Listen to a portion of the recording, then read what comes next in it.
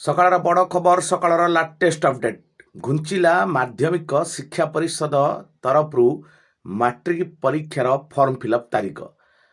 ଗତ 22 ତାରିଖ ପର୍ଯ୍ୟନ୍ତ ଅବଧି ଥିବା ବେଳେ ଏବେ ବର୍ତ୍ତମାନ 28 ତାରିଖ ପର୍ଯ୍ୟନ୍ତ ଏହା ଘୁଞ୍ଚିଛି। ଯାହା ଲାଟେଷ୍ଟ ଅପଡେଟ୍ ଆସି ପହଞ୍ଚୁଛି କି ମାଧ୍ୟମିକ ଶିକ୍ଷା ପରିଷଦ ବୋର୍ଡ ପକ୍ଷରୁ ସୂଚନା ଦିଆଯାଇଛି କି ଯେ ମାଟ୍ରିକ ପିଲାମାନଙ୍କ ଫର୍ମ ଫିଲ୍ଅପ୍ର ଅବଧି 22 ତାରିଖ ଥିବା ଯାଏଁ ଏବେ 28 ତାରିଖରୁ ଅବଧି ଘୁଞ୍ଚିଛି ବା ବଢ଼ିଛି ବୋଲି ଯାହା ଲାଟେଷ୍ଟ ଅପଡେଟ୍ ଆସି ପହଞ୍ଚୁଛି। ଏବଂ ଆଉ ଗୋଟେ ଗୁରୁତ୍ୱପୂର୍ଣ୍ଣ ଖବର ହେଉଛି ଏବେ ଯାହା ଲାଟେଷ୍ଟ ଅପଡେଟ୍ ଆସି ପହଞ୍ଚୁଛି କି ଏବେ ଆଧାର କାର୍ଡ଼ର ପରିବର୍ତ୍ତନ ହେବ, ରୂପରେଖ ସମ୍ପୂର୍ଣ୍ଣ ଭାବରେ ପରିବର୍ତ୍ତନ ହେବ।